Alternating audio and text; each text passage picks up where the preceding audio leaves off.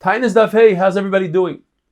Brand new Mishnah, says the Mishnah, that the source, according to Rameir, that the entire Nisan is a time of rain, and therefore we request rain, we say V'sein talu matal of racha, the entire Nisan, according to Rameir. It says in the Pasuk, V'yared lachem geshem moire u'malkush barishan. Barishan is referring to Chodesh Nisan. The entire Nisan is a month of rain. We're going to have a Gadata here, where Rav Nachman tells Rav Yitzchak, or Rav Yitzchak tells Rav Nachman, it's one to the other. In the days of Yahel, there's famine for 7 years, and the Gemara tells us terrible. The first year, there's nothing to eat, so they ate everything left in their houses. The second year, everything left in the field. The third year, they ate all the kosher animals. The fourth year, they ate all the tummy animals. And they went on to the fifth year to eat shkatzim. And finally, they ate their own children, some of them. And then, after that, they ate their own flesh, their own hands. And the Torah says that Yoira came down in the beginning of Nisan, and the Navi told them, you're right, you have very, very few kernels of wheat. Plant it. Trust me, plant it. And they said, why should we plant it? We need to eat. He says, trust me. So they went ahead and they planted it on the 2nd and 3rd of Nisan. And an ace occurred that it grew so quickly that within 11 days they had enough to harvest for the Omer. And because they trusted the Navi, it was revealed to them in the walls of their homes where the mice would hide other grain and where the ants would hide grain, and they were able to eat from that. And that's the famous pasuk, Hazorim B'dima. They planted those final seeds with tears in their eyes. They couldn't believe that they're giving away their last seeds. But they went and they reaped in happiness. And then the pasuk says, Halei chuvachai. Who cried? We just explained that the Klal Yisrael cried when they planted. So obviously it's talking about somebody else. It's talking about the oxen.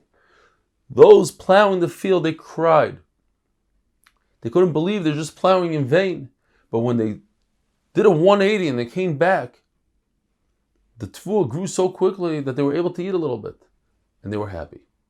It says, Noisei alu moisav, to teach us that typically the stalk of the weed is very long, and on top you have a little bit of wheat, of kernels. Now is the opposite. There's a lot of kernel, very little stalk. B'kirbecha kadosh, what is this pasuk referring to?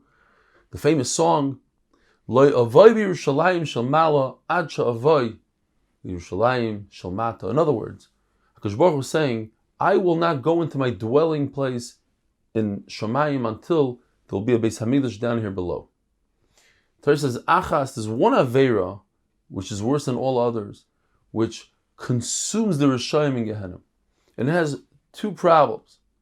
First is that Klal Yisrael left HaKadosh Baruch Hu to go to something that's nothing. Wood and stones. And unlike the Kusim that worship Avodah Zarah, they wouldn't give up their Avodah Zarah for anything. They worship fire. You take a little water and there's no more fire. Yet they said no. Klal Yisrael gave up their HaKadosh Baruch Hu. Shmuel HaNavi asked HaKadosh Baruch Hu that his handiwork, Shol HaMelech, shouldn't die in his own life. Shmuel shouldn't see him die. So HaKadosh Baruch Hu had a dilemma. Shmuel wants that Shaul should live, so he can't kill Shaul. He can't kill or take away Shmuel at a young age, because then people say that Shmuel perhaps committed a nevera. To let Shaul and David HaMelech be at the same time, he can't, because he can't have two kingdoms touching each other. What happened was HaKadosh Baruch Hu made an ace, that Shmuel turned white and he looked older and people wouldn't talk about him. And then HaKadosh Baruch Hu was doicha, so to speak. He pushed off Shmuel in order that there should be a Malchus David, and that people shouldn't talk about Shmuel. So he looked like he was an old man by having the white hair.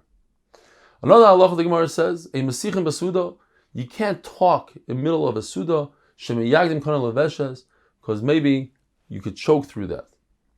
Yaakov Avinu never died. And whoever says Rachav, who's one of the most beautiful women, the Zayin Rachav, and he knows her, and he knows what she looks like, then he immediately become tamei with Keri.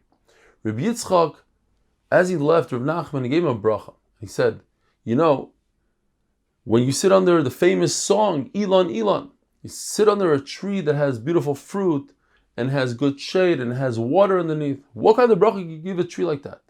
I'll give you that bracha that you give the tree. Yiratzayin shekol netiyah shenaitem imcha. Your offspring, yes, you have children, yes, you have Torah and covet and everything, but your offspring should be like you. Have a wonderful day.